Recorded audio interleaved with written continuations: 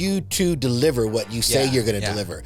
Other realtors I've worked with sporadically, right? Oh, I can get $9,000.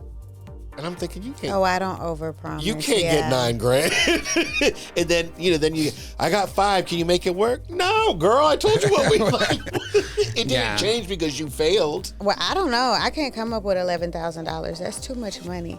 And so in the back of your head, you're like, it's your house. Yeah. Who else is supposed to buy this for you? Who is supposed to give you this money? But then at the same time, it's like, okay, that's why she came to me. Somebody told her I could do this. Hey, sis. Hey, sister. We have a surprise. We have a special guest today. Yes, you can't put baby in the corner, but that's not her name. She's formerly known as Miss Thing. Miss Thing over here. Miss Thing, honey. Well, welcome back, everybody, to Milo and Ben, the podcast. I am Milo. And I'm Ben. And that is Amber Dorsey. Hi, Amber.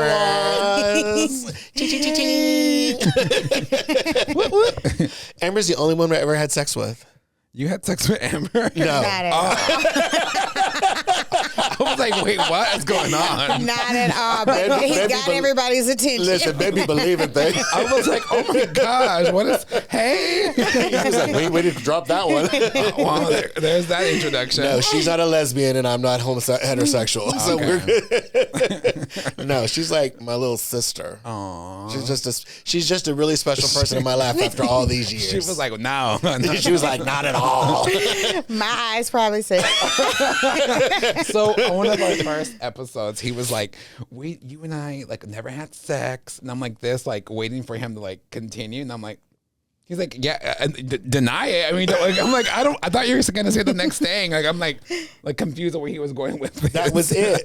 Because I said, listen, we're not like most gay friends. We've never had sex. And I'm like, and he just didn't say anything. But it left me hanging. It came off wrong. But I was waiting for him to continue the Yeah, you thought it was like more to it. And I was like, what? Like it was just so funny. It was just so unhinged. He was waiting for me to say, but I really wanted to.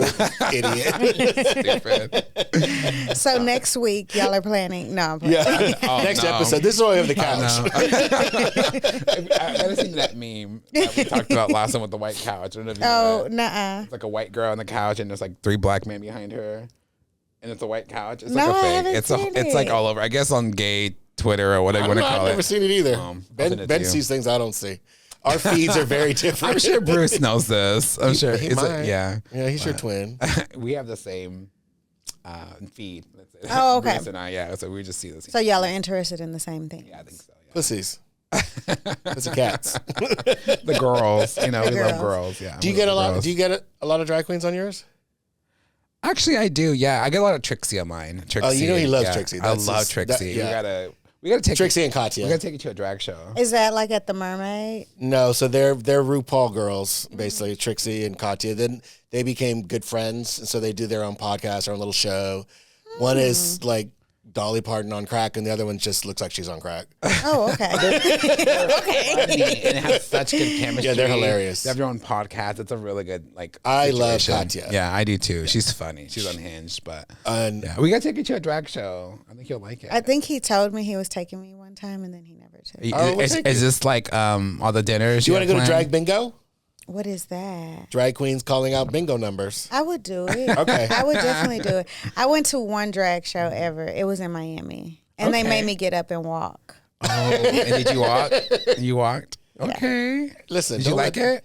I mean, yeah, it was cool. I think I was like, oh wow. Like, you know how like you had your eyes open for the first time? Like, that's how it was. As long as you weren't clutching your purse, you're allowed back. She was clutching her pearls. Like, what is this? When I was 16 in LA, my friend and I, you try to walk in the neighborhood because you can't go anywhere, right? So you want to be by the gays. And she's holding her purse. I'm like, bitch, they're not going to rob you. First of all, you're broke, so I don't know why you're holding your purse. I was going to ask you, what purse was it? What kind of purse? We were 16 in high school in 1986. They didn't 84. want that purse, girl. Yeah, they didn't want that purse. But she was holding it like it was something. Girl. We didn't want your beauty she was supply just scared. store She needed something like a safety nest I don't know what to she hold was scared on of. to. They didn't want her. Or the purse. She was safe as could be. Keep the purse, girl. Bye, girl. Oh my God. So everybody, Ben and I wanted Amber on because she is, how do I describe A Amber? badass. She is a badass. She's more than that. She's really a good person. Amber's one of the best people I know. She's got a servant's heart. She uplifts everybody around her. She's extremely professional, highly knowledgeable. I've watched her grow into this amazing woman. And at one point in both our careers, we were both like part-timers when we met. And, when she got too good for me, too big, all of a sudden my phone wasn't ringing. And I had to call her and I said, listen, I don't know what you're doing, where you are, how busy you are, but you're not losing me. I'm holding on to you. So it's been 10 years later, 8 years. Yeah, that was 10 years ago. The very beginning, she was like, no, I am. I was new and I just needed to like shop my lenders. Yeah. I needed to figure out like, okay, I had only worked with Milo. Yeah. What were other lenders like? Because you know how sometimes you learn bad habits, so you want to make sure you're not I didn't sleeping in the falter bed for it. with the wrong person. Listen, I didn't falter. I just knew she wasn't going nowhere. She had to test the waters. I had to keep my side eye. So she threw me a little bone here and there. And then eventually the bones got bigger and more frequent. I said, oh, okay. What she learned, no other lenders can compare. I mean, they can. Yeah, I think one of the things she likes about working with me, probably not so much anymore because it's not necessary, but we would have conversations. I would explain why I was saying what I was saying so that we could have a conversation. The same way I used to do with my hair clients. Like, don't tell me what kind of volume do you want? Like, how, do you want half an inch? Do you want 2 inches? Don't tell me cut the dead ends because 4 inches are dead. Like, do you want to trim, girl? So she and I still to this day, we have very educated conversations about borrowers the same way you and I do. Yeah. I think you're a teacher at heart. Like, yeah, and I have lenders that I work with sometimes, and they'll be like, "You could real life be a lender," and I'm like, I would hate it. "Me too." I would hate it, girl. To sit still. To Oh my gosh, go my over brain would numbers know. And then I love that you do what you do. I would hate it. Like even in my we're both realtors, Yeah. right? And so today, I mean, we're gonna say the client's name, but I have to go over numbers with the client, and they're like, "How about we offer this? How about For we the offer, fourth time. How about we offer 307, not 310?" It's like that's what? Like if $3,000 gonna win you the offer, why are you? It'll change your numbers $5 a month. Yeah. Like, what are we doing? You know what I mean? Yeah, because people want to feel like they're winning something, and so sometimes you have to like dumb it down for them Yeah, without yeah. making them feel dumb. Yeah. For wanting what they want. That's why I'm not a realtor. I think it's a personality type. Certain personalities have to be certain things, I think. And so, like, he makes sense as a lender. And I have a way of, like, kind of, and I'm sure you do, have a way of, like you just said, like, dumbing it down, but without them feeling some kind of way. It's like, because I just got a counter today, right before we did this, and I'm going to have to call my client and tell them, like, hey, He this is called the me counter. first. He didn't realize we were together. The listing agent. Yeah. But what's funny is, I soften things as much as I can, but I'm somebody who needs boundaries in the way I function and to protect other people. So math being basic, right? When we're talking about mortgages, and that's what I tell people, listen, this is second grade, third grade addition and subtraction. It's not based on your socioeconomic standing, your race. Like, this is basic math. So it gives them a boundary where I don't have to really be like, oh, are you sure you don't like this house? You can put new buttons. You can change the fixture. I don't do any of that. I couldn't. Can we go see an 8th house? Nah, bitch. You couldn't afford the last 6. No, I don't do any of that. I'm like literally like shopping with your best friend. Like, I literally be like, girl, what? Yeah. Like, why are we doing this? That's literally my personality. And I don't sugarcoat it for anybody. So, like, if that's the type of realtor somebody wants to feel like they're shopping with their friend, then that's who I naturally attract. Yeah, that's good. I think everybody has their tribe that they find, and that's one of my things too. I want to attract people that I like, I want to work with. Yes. Everybody I work with, I don't like sometimes, but it is what it is. You know what I mean? You like them less than others. Don't say you don't like them. I have my Like them favorites. less. Yeah. Down the days, 30 days.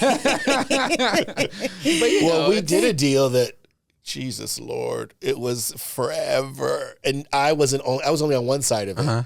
on the purchase side, but she was dealing with the sale of their house.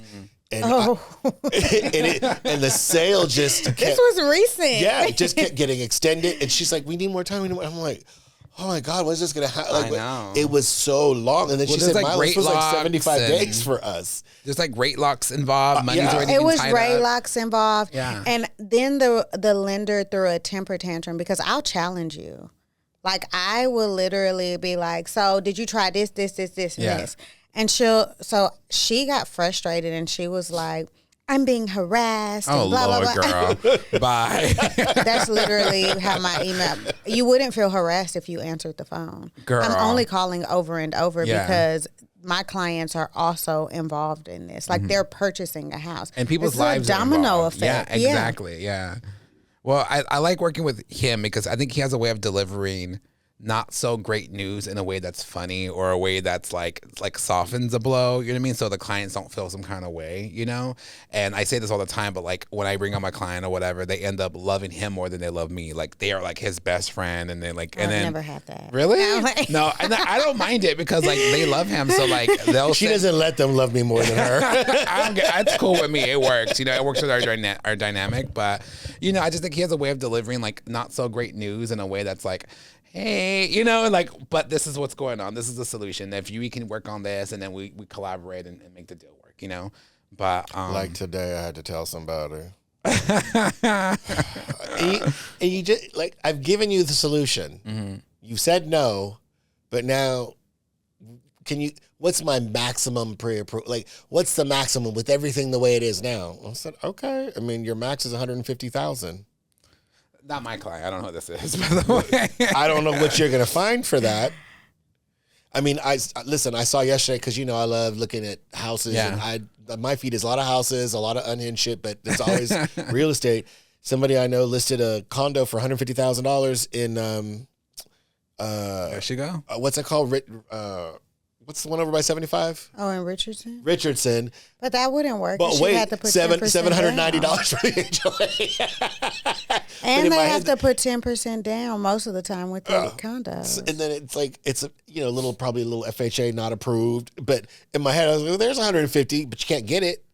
150, like you need a new, I told her, I said, listen, hard truth, you either need a new job with more money or you need a co-borrower. Like this is not 2002 where you can buy a house for $150,000. Yeah. You just can't. And the last deal that I remember that I walked away from, I didn't do the deal.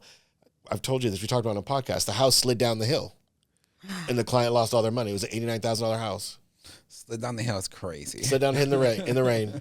And the pier and beam had a problem going in that wasn't fixed properly. So the insurance company denied the claim.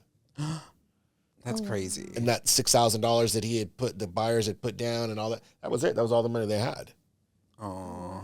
So, you know, at some point, you're right. We have fiduciary duties. And the things that I love about Amber, about you, the realtors I work with the most, is you're not trying to cash a check. Yeah. We all want to get paid, but none of us puts anybody, their well-being before the money. Commission break. No. Mm-mm. Yeah. Oh, I remember when I first started and I had heard the term commission breath and I would be broke and I'd be like, okay, don't have commission breath. Like, don't be too desperate. Because it's true when you're first like in the you industry. need it, but it's like, don't girl, be just too buy this desperate. house, no, I've been there. I think for me, I quit my job, cashed out my 401k, was living off that for a few months, right? But then once that starts dwindling down, it's like, oh shit, I need to get a sale, you know, because I was hustling, I was cold calling every day, doing my thing. And then finally something gave, you know, I got a closing and all the things. But I think I just switched it because it gives you anxiety. Like being in this industry, I don't know if you deal with anxiety, but it's like, you know, oh, well, I do, girl. But it's like gives you anxiety because like you're not guaranteed a paycheck. You know what I mean? And so we kind of are crazy like doing this, you know what I mean? Because you're hustling and all the things. But I think I just took that off. Like, okay, I don't want to worry about how much. I think when I started at KW, they write down how much money you want to make and all the things, right? Which is great. It's great to motivate you. But for me, that gave me anxiety. I don't know why. So I was like, I don't want to worry about the money side. I want to worry about how many families I want to help. I think my first goal was like 10 people. I was like, I want to help 10 people. And then once I switched that in my brain, I think it just started working, because I think I came off more genuine and less commission breath. You know what I mean? And that's made the biggest switch for me, I think, was that. Like, just how many people, right? 150, 200, 300,000, whatever. It's all money, I think. Yeah. You know, so. No, that makes sense. I at the very beginning, I think I shut down. So my way of panicking is completely different. Like, I just to go and find something else to focus on. Yeah. So mine's is more of like a control thing. So, like, I remember when I was remodeling my house, and my contractor, he's laughing because I did the loan, and she was complaining through the whole purchase. I'm like, why are you buying this house? She's like, I want a project. I want character. I was like, oh, yeah. Lord. And I had to, so we started the work before we even closed the house. Yup. And so the contractor would be doing everybody stuff. else, don't get any bright ideas. Yeah, don't do that. I would never recommend that. I'm one of one, okay? Leave it alone. So we did something that you're traditionally not supposed to do. Yeah. And so we started this remodel, and the contractor would do stuff like, we would talk, and he would like try to cut corners, but then he would be like, I'm giving you a hookup. I'm giving you a hookup. And I felt like they were moving so slow. Yeah. Like, I just could not understand why the process was taking so long. And in most cases, I'm homeless at this point. You would think like I'd have anxiety. I would go to the house and I was building my closet inside of a bedroom. Like, I would just go and find something to like distract myself. I had the flu. I'd be sitting inside the house just watching them. And I didn't stay there. I just would be there. Like, okay, let me make sure they're actually doing what they're supposed to be doing. What do they call that? Compartmentalized craziness. It's probably like a control freak in a way. Yeah. So I'm trying to control a situation that I can't control. Yeah. So then I go and find something else to control. Yeah. So that's why I was building the closet. Because everybody was like, why don't you get TaskRabbit? And I'm like, no, I can do it. Yeah. But it's because I can control this. I can control the timing of when this is completed. How this is going to look. It's still a hot mess. But yeah. How long did it take you to get all that done? Like the closet? Whatever remodel. Oh, the remodel. Yeah. So we started at the beginning of December, and we were done like in February. That's not too bad, right? 3 months? No, but it was the thing I think that made it feel bad is he gave me a timeline which was way shorter, a whole month shorter. And then like even when we finished, we weren't really finished. He just got fired. We weren't really done. It was like I asked for these cabinets and he was like, "Oh, those are custom cabinets." No, they're not. Just order them. Yeah. Just order them. Why do you? So he sent somebody to customize the cabinets. They were crooked. Oh, and I was like, crazy. They're crooked. And he was like, no, it's probably because they're not painted. I said, have you physically come to look at them? He was like, no. I said, so don't tell me no. They're crooked. Like, I can put a leveler on it. It's crooked. And so he was like, okay, well, I'll get somebody else to do it, but he can't come out until next week. That's probably going to be $500 more. No, it's not. Your error is not going to cost me. A matter of fact, you don't even have to come back out here. And I'm not paying you another penny. And then he tried to tell me I owed him money. And then another side of Amber came out. Yeah. Yeah, she's that side. You seen it? I don't mind it. Because never been directed fully at me. Uh-huh. Normally, I don't think we've ever been fired up together at anything or fired up at the same time at one another. Like, normally she'll be venting and I'm like, ooh. Or she'll call me and I'm like, I'll be like, you got me. But we've never fought. I don't fight with the people I work with because it doesn't make sense. Yeah. But I've had realtors that I work with that think I'm fighting with them. And it's like, no, I have a fucking opinion and I have a voice. Yeah. And if you feeling like I'm fighting with you, telling you your client is trash, that's just fact. Client's trash. And like, this is what I have to fucking deal with now. Like, I'm not, it is what, you knew they were trash and you brought them my way. Like, listen, apparently I had a trash can lid on my head. You're like, oh, look here. I mean, it is what it is. We make it work. So for me, whenever I have a client that like has no money, you know, or like we're barely making it by, I was like, look, Marlo, let me worry about that. Let me figure out how we're gonna get the closing cost stuff figured out. I just need to know what they qualify for and all the things, right? Can you verify? So I will give them like the warning before, and you know, we've been a few of those. Been a few, but you know, to your credit and yours too, because it's same thing. You too deliver what you say you're going to deliver. Other realtors I've worked with sporadically, right? Oh, I can get $9,000. And I'm thinking, you can't. Oh, I don't overpromise. You can't get $9,000. And then I got 5. Can you make it work? No, girl, I told you what we like. It didn't change because you failed. Yeah, and then I'm the bad guy. Yeah. Right? Like, I do this thing in my consultation. So we have the consultation. I'll be like, okay, so now I'm about to get in your business. Literally what I say. And That's literally what I say. I have to be all in your business so I know how to negotiate for you. That's literally what I'm I like, say. I'm about to get in your business. So I do this math problem that Milo taught me years ago. And it's literally overstepping, but I do it. I do it too. Yeah.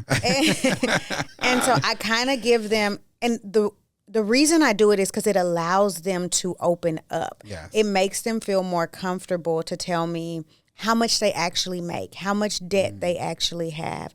Because when you do that and then I'm giving you something back, they're more open to it. Absolutely. So I'm like, you'll be approved for about this much, give or take. So that gives you an idea. And then I tell them how much house that is. And so, like, while we're waiting on your approval, you can look on Zillow at these and just befriend me on Zillow. I'll be your realtor on there. And then I'll watch what you're liking. I won't create you a list yet. You're just window shopping. So that's kind of like the basis of what I create at the very, very beginning. Now, I do get clients, though, sometimes that surprise me. Like, I have a contract now, and my client surprised me. They don't have no money. And yeah, you said that at lunch, and I heard you, and then I was like, "Let me eat my cake."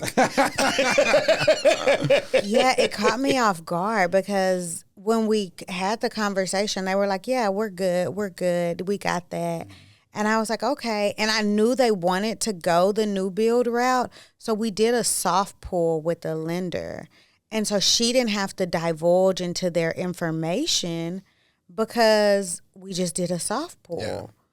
And some of the soft pulls, you know, depending on the lender, right? Like, so when I do a soft pull, it's called a trended pull. So I do a 3-bureau, right? All 3 bureaus, and I get all the data so that I can actually run an AU, like run an approval. A lot of in-house lenders or retail lenders or even brokers will just do a 1 or 2 bureau pull for a soft because it's so inexpensive. And it's like, then you're missing, you can be missing things, which isn't whoever's fault. Like, I'm not saying whoever you're working with, but it's like, and then it's like, even my client the other day, who's a repeat client of mine, pulled his credit. I was like, yeah, we're good. Let me get this thing going. I said, oh Lord, you got a frozen bureau? Like, I was, so focused on everything else. I said, man, you better not have any more debt. So I had to add it in. I was like, okay, we're still good. But that's the problem, right? I know she prefaces it, you do, and I do, right? It's always a team effort. And it's like, listen, if I do a soft pull, I'm going to get all the information, but you can't change anything. Yeah. This soft is not as tenuous as the softest soft, but this is not concrete. Like, I need you to know you're teetering. No, and I think the lender did because she's the one who told me, Amber, they don't have any money. Well, you get the bank statement, so she's doing the pre-approval. And so, she was like, they don't have any money. And I was like, what? And she was like, yeah. I said, but I talked to them about it. They lie, girl. And I was like, oh my God. And so then she kept telling me, I hope she never sees this. She was like, well, I don't know. I can't come up with $11,000. That's too much money. And so in the back of your head, you're like, it's your house. Yeah. Who else is supposed to buy this for you? Who was supposed to give you this money? But then at the same time, it's like, okay, that's why she came to me. Somebody told her I could do this. Yeah. So, You got to figure it out. And I hope I don't get canceled, but it's a poor person mentality, I think. It's a scarcity mindset. Yeah, and so I think I just bought my first house like a month or 2 ago, and even I had like that. I had to remind myself, like, bitch, like, what are we doing? You know, like, because I think everybody wants something for nothing. You know what I mean? And then I have this conversation all the time with my clients where they're like renting a place that's kind of nice for whatever, right? And then they're buying their house and it's more money. They're like, well, my place has 2 living rooms. I'm like, yeah, but you don't own those living rooms. Yeah. You don't own those 2 living rooms. Like, you're renting it from somebody. Yeah. You're borrowing it from somebody. This is yours. So I had to have that conversation with somebody, our client, one of our clients, and she's really sweet client. So I hope she watches this. I mean, this is in the nicest way, but that exact conversation happened, and I was like, "Girl, but you're renting that space. It's not yours." Yeah. So I think people have to get to that mindset, like, "Well, my dollar's stretching here, but my dollar's not going to stretch here." It's like, no, this is yours. And it's advertising, right? Yeah. I've said this on the podcast yeah. before. There's 2 types of any kind of thing, right? Lender, realtor, whatever. There's the good ones and the bad ones, and a lot of times the ones that have the loudest voice are not the strongest, right? Because they're searching. They're the fishers, right? They're thirsty. So they're out there quacking and yapping, and you can get a house with no money.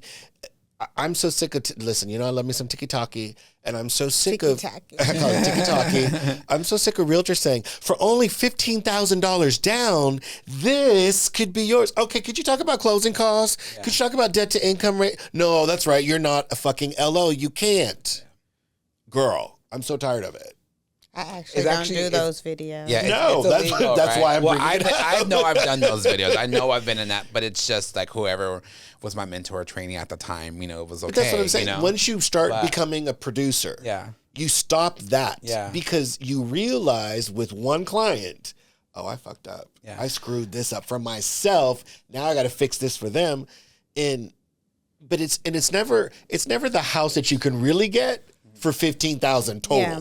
It's this gorge. I actually stopped advertising or like promoting, like, I got this client $10,000. I stopped doing that because I feel like that was sending the wrong message. And it attracts the wrong people. And so I say, when I do my consultations with clients or whatever, I'm like, it's a case by case. Like, I'm going to work hard for you. I'm going to try to do this. And somebody's asking me, well, have you gotten this before? I'm like, yeah, we've gotten 10, 20, whatever, $1,000 for people, but it's a case by case. It depends on the market. It depends on where we're looking. It depends on the sales price, all that stuff. Your debt to income. Depends on how desperate the seller is. Yeah, I actually just did a video on that. I was like, there's so many things, but you just have to be open-minded, and it's a strategy. And the most important thing, you have to trust your real estate agent. Like, they have to trust you. And your lender. But like, more important, like, you have to trust the team that you're hiring. Your team that Yeah. And that's they always think like, oh, like, what are you doing? Like, I'm working for you. Like, I'm doing this. I'm doing the work. So one of my friends is in car sales. Well, the car sales guy that I just Jeff and Bruce and I just got new cars. And so the sales guy just bought a house. So we were talking about his lender and this and that and, yada, yada, yada. And I said, it's car salesmen that give LOs a bad rap. He started laughing. I said, because people think they're going to come in to buy a house, they're going to get their credit pulled 10 times, and we can negotiate the rate and a little more money. I said, it's not the same. And there's so many times I've said in the past, not so much anymore, like, listen, this is not like buying a car. This is math. There's nothing secret here. If it doesn't add up on the loan estimate or the fee worksheet, somebody's lying to you. Yeah. Amber and I, in the beginning of our career, she's like, "What?" I said, "Girl, they're lying. This other lender is lying, honey. This is what it." She's like, "I believe you," and I'm like, "Yeah, but your client's not going to believe us, because it's $5,000-$6,000 off." Yeah. But when you advertise and market to people to the lowest financial denominator, they're not prepared. They're thinking, okay, I only need 15 grand. That's not the case. Like, we've had conversations, not us so much, but us, where it's like, listen, the credit's not strong. They may need reserves. They need a little, there's the underwriting is tightening up. Yeah. And, it's not just the rate that's higher per se. It's people have less money and more debt. So now all these risk factors are lining up. My little client that I had to tell her 150 today, she was trying for 180. And I felt bad that I had to tell her 150 because I might as well just go buy you a box. I'm telling you, you can't go nowhere. Yeah. But 10 years ago, what she makes and that credit score would buy her a $220,000 house. She'd get the house she wants. So it's a hard pill to swallow, and it's a hard message to deliver. But if we don't deliver it in a kind way, obviously, we're doing a disservice because people aren't. But in her situation, there's programs for people like her, to where the city of Dallas would give her $60,000 to where she could get that $210,000 house. Right, but then she starts to find the house. Yeah, well, first she has to get approved for the program. That too. So, but there's stuff that's there available for people like that. But I don't know. I look at like things a little bit differently because I've had clients that, like in that client's case, that doesn't have money, or the people that are posting on social media and they're like, you only need $15,000. I've had those people put in offers for my houses and they're asking for all the closing costs. So they're asking for all the closing costs in their offer, but I'm like, hey, this house just hit the market last week. So you think my client's going to give you $10,000? No, we're not doing that. Well, you know, my favorite saying, because I've said it to you about when we're talking about clients, and I say it to clients all the time. Why would a stranger give you $10,000? And I tell them, listen, I don't get paid till next week. Do you have $5,000 for me? Yeah. While we're on a call, they're like, wait, what? I said, oh, did that shock you? Okay, imagine you putting in an offer and you're asking for $15,000 in concessions. They're shocked that you can't afford to buy your house. Mm-hmm. I mean, and it's a strategy though, because for my house, I'm not gonna lie, I got the full 6%. Whatever the 6% was that I could get, I got it. Mm-hmm. And I remember the way that I did it though was I kept going to go look at the house. Mm-hmm. But when they would ask for feedback, I would never give feedback. Now they're desperate. They're like, what are they thinking? What are they thinking? So I was playing with their head. I was manipulating them so I could get what I wanted. So there are certain things, there are certain ways to do what you want to do. But listen, if you live by the streets, you die by the streets. Yeah, because somebody else could have came and snatched that house from up under me. You riding dirty, you might get caught. Yeah. I got the 6% too. But I mean, it is what it is. I think it just depends on the market. The market. Well, you just want people to be prepared. Yeah. I don't. If you only have 15, and you understand that, listen, this could be a risk if we try to get this house. Yeah. They may say no. That's different, right? Yeah. If the team is all in the car, yeah, right, versus good cop, bad cop, or no cops, and everybody's running amok. I've been on those deals. I'm like, where's Amber? Where's oh my God, where's Ben? Who is this realtor? Why did I get stuck with this person? Lord have mercy. Listen, people weren't invited to the lunch yesterday. Okay. But I fired one. The biggest deal we did this year, I fired the realtor. Why'd you fire the realtor? Because he's an asshole. Oh, well, that'll do it. Oh, I know that story. How are you going to put a client under contract, not tell me? The client texts me while we're on the cruise to tell me he's been under contract for a week. I think I remember you telling me this. That's crazy. Yeah. Because you're mad because your other client that you sent me came for me at 9:30 drunk in a text. Yeah, I remember this. Yeah, no, listen. But, and you know, to your credit, other realtors that I've had along, Mark, you know, shout out Mark, you guys always stand by me. The same way I'll stand by you. Well, are they doing the best for me? Yes, of course they are. That's why you have them on. That's why you have them. They're not trying to. What are they going to do? Mm-hmm. And I think too, when we introduce you, it's all about how we introduce you. Yeah. Because I Never be like, he's gay and sassy. I don't say that. Now, if it's a single man, I may prep them because sometimes they'll be like, why did you give me this guy? And so that's kind of how I'll prep those clients. But for the most part, I don't say anything. Milo's going to tell you when he says hi. He's going to send all of those gifts. What is it? My Bitmojis. Yeah. Bitmojis. That's what they are. They work. Yeah. Listen, I live and die by the Bitmoji.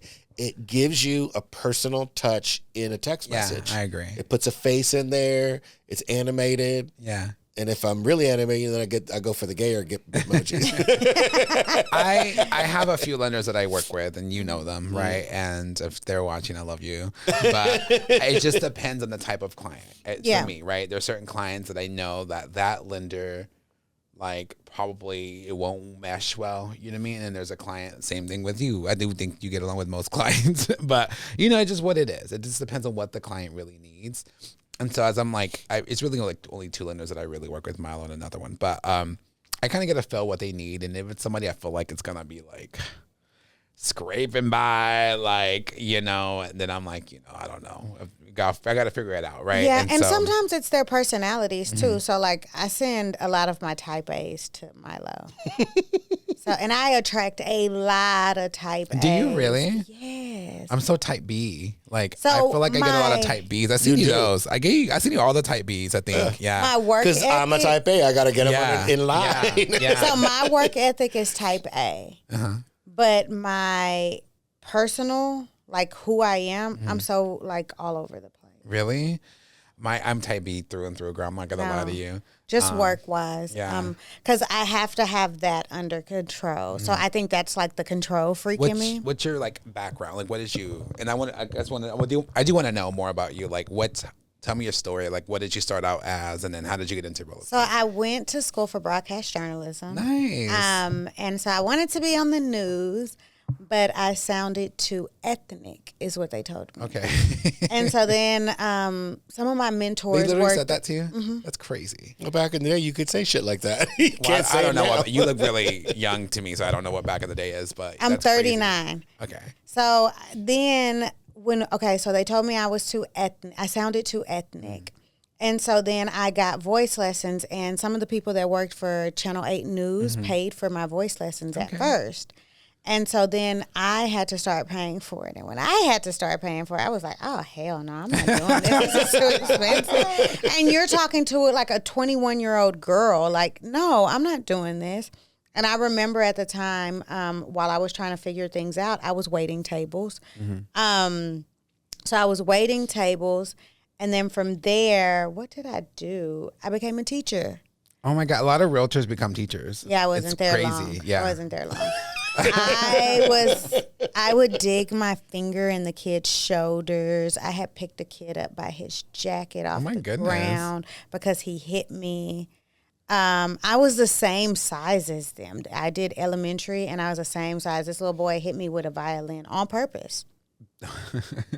And I remember what grade was this that you were teaching? 4th. Okay. And I took him, and we were in the gym, and I took him into a closet, and I handed him my cell phone. I said, call your dad.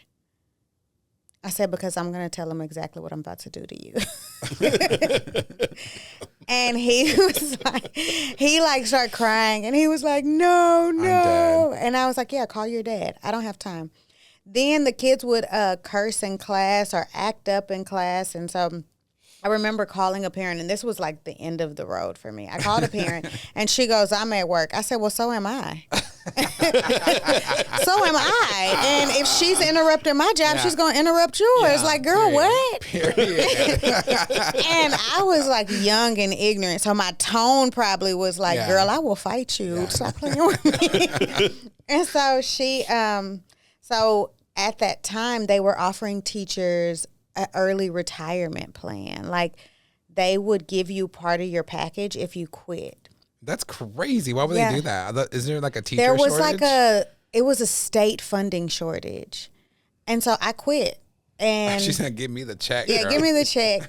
I went and I applied at Papa Do's, and I was like, oh, I can make money at Papa Do's, Yeah. like probably like $150 a day. To me at that time sounded like a decent amount. Probably was, Because yeah. I had poverty mindset in Yeah. a sense, because I got that $60,000 check from DISD. I don't think that lasted 2 months. Okay? Really? Yeah, I blew through that.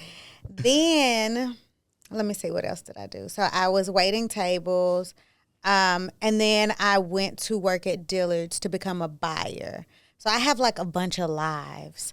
So I wanted to be a buyer, but they said you had to start off as a salesperson. Looking back at it, they put me in the men's department. They put me in the old men's department. And I was so mad. Like, why would you put me here? Looking back at it, they were selling me to men. Yeah. And I never saw it that way. And I did whatever I wanted to do at work. I'm very free-spirited, okay?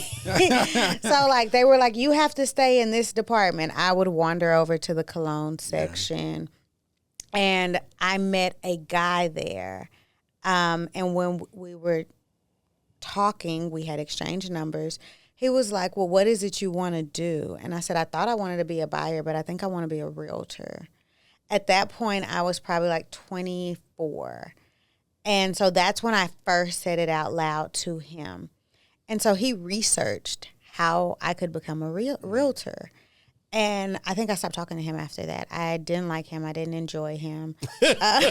We never like went on a date or hung out or anything. It was just like I didn't enjoy our text messages. They were so boring. But he helped me have that epiphany that I wanted to be a realtor. There was a lady that worked there, and she was a realtor. So she worked at Dillard's part-time. And she was like, girl, you don't want to be no realtor. It's expensive. So I'm a sponge. So like anything Milo has ever said to me, I just take it. I literally, I take all the knowledge. So her telling me that, I took all the negative energy, and it took me years to even get to a place to where, I would become a realtor. I knew a successful realtor, or who seemed successful in my eyes. And then there was this woman. But what if I become her and not her? And so then I started questioning things.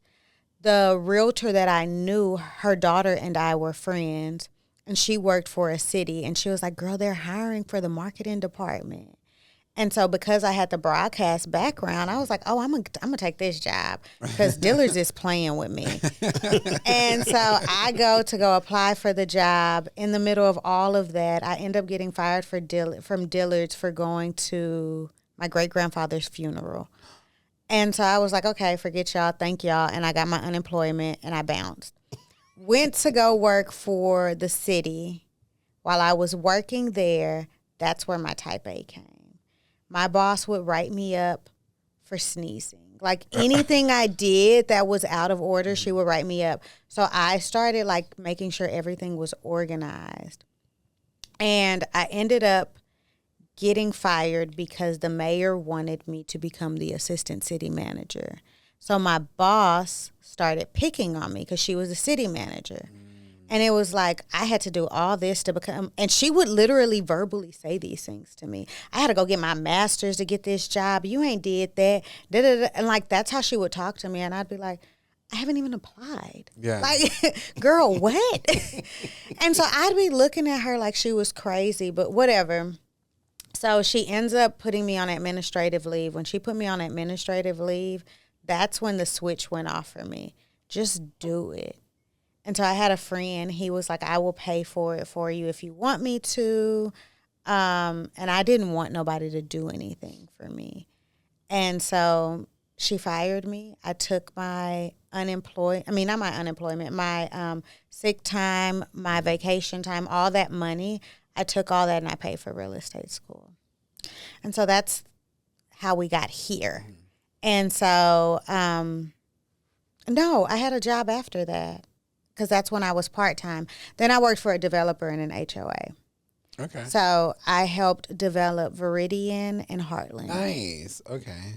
So I worked for those two communities. So you know them, like, an HOA, how, like... Yeah, I know how an HOA functions, and I understand, like, the reserves and all of that, the resale fees, everything, where the money goes. And then I understand the developer side of it, too, because I worked with the developer, too. That's cool. So, yeah. And so you've been a realtor for how long now? Like how long? 10 years. Nice. Yeah, when I worked for the city, I did the taxes. So property taxes. So you feel like all those experiences were pushing you to do this? Yes, and part of me feels like at 24, I should have did it, right? And I remember telling my mom that, and she goes, everything you went through made you better at what you do now. Yeah, you were on the fringe because it's what the draw was. Yeah. I mean, I talk about it now when I do stage stuff or coaching, like podcast calls with other lenders. Who knew that doing hair for 21 years was preparing me to become a lender, right? And it's that, because you have to have that instant connection. You've got to make them like you. It's sales, but it really isn't sales. Like, I don't look at it as I'm selling you a rate, because you can get the rate anywhere. What I'm selling you is trust, right? Is a friendship, right? A relationship, an opportunity. No, and you saying that, we had an online boutique too, while I was working at the city. So me and a friend of mine, while I was working at the city and for the developer, we had an online boutique, and it was I think that's where the girls comes from, like me building relationships with the girls, right? So if you bought or you did something, you were part of the clique. And our models were just me and my friends. Literally just me and my friends. And so you had, but it was genius because it was all different type of body types. We didn't have fake bodies because people that were shopping from us weren't botching their bodies back then. Not botching. Not botching. they Turn my head. they weren't having surgery back then. So like they weren't doing all those things. So I think it was like really smart. We ended up being like, we had celebrities on Love and Hip Hop that were wearing our clothes. Atlanta? No, in New York? LA. Oh, LA. Okay. You know, Atlanta's that's my jam. No, and we used to go so I used to date a guy that lived in LA. So I would go out and party and introduce myself to people because the girls out there are kind of like, who are you? Where you come from? Yeah. And so I would live off of it, like, oh, I'm so and so, and da da da da. And they would befriend me. We would exchange numbers. Girl, I'm going out tonight. You want to come? Yeah. And I just made friends that way. But in Dallas, we would deliver the clothes to you if you lived here and give you a personal shopping experience. If you needed it for your birthday, we would come to your house and bring it to you so you could try it on. Nice. And so we would do all those things. So when I first quit my job and I became a realtor, my customers were the people from the boutique. Those were the people that were promoting me. You had the network. Yeah. And that segues into your IG popularity, right? You are you're a big deal anyway. Always have been to me, always will be. You get bigger and bigger, award-winning, stages. But Instagram is your playground. You are a star on Instagram. I mean, you're a star in person. Like, make no mistake. When Amber walks into a room, you see her, she shines bright. It's not even an arrogance. It's just like, I'm Amber. How are you? Right? Like you have a very calm confidence that brings people in. Right? And on Instagram, it translates. Because I listen, I don't pay attention to a lot of people's videos. Even when we started the podcast, I was like, do you watch podcasts? I'm like, no, girl, I don't watch a podcast. Listen, we have one. But I watch you. And I can and I don't ever worry about you affecting me because we're so different and I'm not a girl. I mean, I may sound like one or act like one sometimes, but I'm not. I'll hit you with the girl quick on the phone. I'll be like, girl, I'm sorry. I mean, my mom calls me girl, so that's fine. But, so I will watch what you do knowing that it's, if anything, it will affect me positively, but it won't influence me in a way that's insincere for me. I mean, and we were talking about it at the lunch yesterday. Like I'm always like, hey, what's going on? And you have the Amber pose that your friends talk about, but I call it the Dorsey pic where it's a blur. There's always a blur. See, the post I posted yesterday didn't have a blur. then you weren't out having a good time because it's usually 4 or 5 pictures. The last one, there'll be a blur somewhere in there. That's when we're out, like partying. It'll be like a nighttime picture. Always. And I'm like, oh, they're having a good time. There's the blur. How many years in how long have you had your team? So I started my team during COVID. I think it was more so. It started off as just me and my sister and then a friend of mine. My friend was just getting back into real estate and my sister just kind of needed a little guidance. And so we started off just that way, like not even a split or anything like that. The next thing I know, my phone started ringing for people to join the team. And I'm like, okay, wait, I need a structure. Like I really need something. So I kept delaying meetings because I needed to create systems. So systems for other people to emulate. And so we started it during COVID, though. Crazy time. COVID was a crazy time. And I was all over the place. Crazy. COVID was, listen, can we have another COVID? I made money, honey. I mean, we were living. It was a crazy time. It was a mess. But it ruined the economy. I mean, COVID, post-COVID, real estate and mortgages is a nightmare. But the crazy thing is my business kept going up. Mine kept going up, but it's hard, closing a deal this year versus 2020 is rough because people, post-COVID, right, people got used to, oh, I can make this money just sitting at home. oh, I could just I don't want this job anymore. Like they got loose, right? The type A's, the rigidity got lost. Even today, Bruce was talking to, because he, processes for other LOs, and he got an approval for, I think it's Bobby's client, and the underwriter's on the phone. He said, we need to make sure we get the dates, and I need to make sure that they haven't had more than 3 jobs in the past 12 months. And I'm like, here we go. Because people are doing it. And again, when you start talking about, I'm going to roll it all back. You only need $15,000. No, you need stability. Yeah. You need credit. There's risk factors. And I get it. You can't necessarily attract a lead by giving the whole truth. But the reality is we're trying to close deals and reshape lives. So you've got to put the information out there, which is one of the things you do really well on Instagram. I'm keep going back to Instagram. And I've seen you do it on your team, but your Instagram, the videos, they're real. They're basically they should be called Conversations with Amber. Because you just sit there chit-chatting and you're telling people what it is, not what you think they need to hear to call you. Yeah. Because you're seasoned enough to know, listen, if I just say this phone call's a waste of my time. But if I say all this way, right, if I give you all of the information, then you can absorb it. Yeah. And then you can make a decision whether or not to call me. And when we have the conversation, you're understanding the consequences, the cause and effect. And I know my clients. So I attract the type A woman. So, and I whether they're married or single, I attract the wife, right? So people like me because they like the way I dress or they like something about me. And then they like that I'm informative. And that will attract your type A person because they're like, well, she knows what she's talking about. So I just have to tell you things. Like I just told a story about how a client left, $12,000 or $18,000 on the table. And it doesn't make me look bad. I told you what to do and I did my job and I'm telling you how she left it and I'm telling you what not to do. Yeah.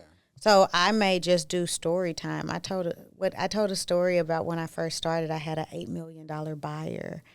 And I researched him because a lady told me to, and come to find out he was involved in a murder and the countrywide scams. I was like, it just sounds like a book. Like it literally, and when I described the murder kind of a little bit on the story time, and it's like, this doesn't even sound real. Like it sounds like something I'm making up. That's crazy. So how's the team going? How is it being a boss lady? I mean, it has its ebbs and flows, of course. Like, I don't want to sugarcoat it and be like, oh, we are. That's why I asked you, because I know you won't. Yeah. We have our ebbs and flows. I feel like I'm in a season of restructuring in both my personal life and in work. So trying to figure out new ways to restructure the team so that it's a win-win for everybody. And I feel like my split is set up for it to be a win-win. But what I'm learning, especially in this transitional season with this market, is I pay for Zillow leads with them, or I paid for Zillow leads with them. And they don't necessarily need them right now because those aren't transacting. They're not closing right now. So we put a pause to that. And so I'm getting ready to do something to revisit with them. Like, how did you close? Like, go down all of your closings for the last 2 years and how did you get these clients? Yeah. And we need to figure out where they got their clients from and what we can do to get them more of those clients outside of Zillow.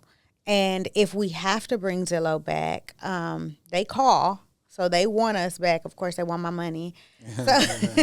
So we can have that conversation about slowly reeling them back in. Yeah.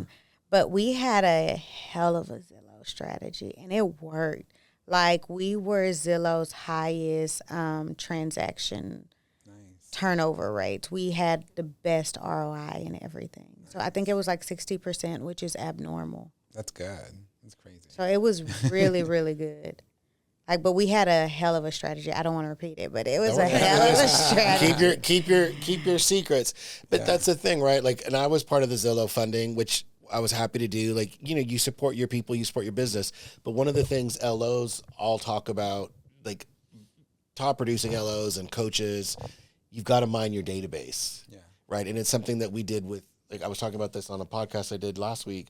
When I did hair, when you start doing hair, seasoned hairdressers and smart managers will tell you, you don't need more clients. You make more money from the clients you have. Mm-hmm. So every winter, my clients knew, is my hair dry? Because they were with me for a year. I'm like, it's winter, honey. The shine is gone. It's feeling a little dry. So we do a deep conditioner, right? Do I need low lights in the summer? Like they start asking you, right? You just have honest conversations. Mm-hmm. So that's what we're starting to do now on Team Milo in the brokerage. I'm mining my database because shockingly, there's so many people. Like there's names I don't remember anymore because I think I'm so on top of my people. But I'm like, who is this? I said, I've been around a minute. I ran into a client at Costco, but they wore a mask every time they were with me, and so they were like, "Hi." And I was like, hi.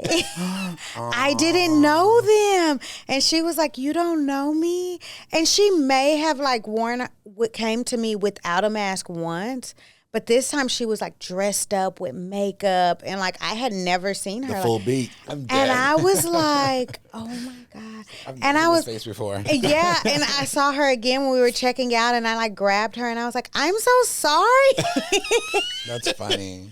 Well, I would tell a story about Betty not recognizing somebody, but she beat my ass. Mom, I love you. Well, listen, it's that time. We could talk to Amber for a year, but she probably has houses to show, things to do. But, from me to you, from a referral partner to a friend, like I am honored and grateful to be able to call you a friend. We've had some really, I don't want to cry. You be crying every episode, girl. but she's here in front of me, and Amber's really one of my inspirations. Oh. And she's been with me through some shitty ass relationships, through mental lows. I mean, low lows. I mean, we've shared a lot, we've grown a lot, and I love you, and I love seeing you win. You. Yeah, and thank you for being a part of the podcast. Thank you. Because it's just the Milo and Ben podcast. I mean, we're not big yet, but we gonna chop this up. And be like, we got Amber Dorsey on this episode. Your story is very inspirational too. Thank like just you. hearing you and like all the ways that you got to where you're at. It's really. I mean, your hair is similar. You just gotta. I thought about that when I saw him. I was like, oh, we have like the same You got the Dorsey, honey. I want to be on the team, y'all. Yeah, it took me a long way to find myself. Yeah. But I'm getting there. I feel like I'm getting there. I think we're always finding ourselves. Yeah. Like I said, I'm in a season of change, Yeah. and I'm rediscovering Amber. Yeah, same. I feel like I'm there in my life too. Like I'm just Amber has always been awesome. So the more you discover that, the happier you're going to be. Yeah. Thank you. Thank you for being part of the podcast. Thank you for Thank coming. you. We love you. Wait, we didn't say. Wait, we can't end it yet. Oh Lord, they're gonna have to edit because I'm over here. Instagram. Rewind. Listen, edit. Sarah's gonna be like, You want to tell the folks where they can find you? Oh, Yeah. yes. You can find me on Instagram. Mm-hmm. It is Dorsey, Dorsey _ sales, SELLS _ DFW. And Milo actually created that name. Aw, how cute. we go way back. There we go. Yeah, that's how you find her. Listen, friend her. She's one of the best. And of course, for one of the other bests, you want to find Ben Sanchez, honey, on the Iggy, on the Instagram, 2 N's, 2 Z's. Mm-hmm. Third quarter. The third quarter. Look at that. We got it down. And to get those loans closed, you can find Milo at Inclusive Lending LLC. On the Instagram, honey. Instagram. We are there. And Facebook. You're Facebook And famous. I always say that. Yeah, am Facebook is your famous. Yeah. TikTok is big for me too. I'm trying to get to the tiki-taki, but it's a lot of work. It is a lot of work. I ain't gonna lie. And I think, honestly, I think I'm a little old. No. I mean, I don't think I look old, but I don't think I act old, but I'm a little, I like watching the drama on TikTok. I do too. I ain't gonna lie. So tell the drama stories. I might, listen, you never know what I'm going to do, but People like storytelling. they really TikTok. do. And then we have to shout out our sponsor. Yes. Go ahead. Trinity Home Advisors. We love you, Joe. If you need a home warranty. Yes, hit up TrinityHomeAdvisors.com, Advisors. third quarter.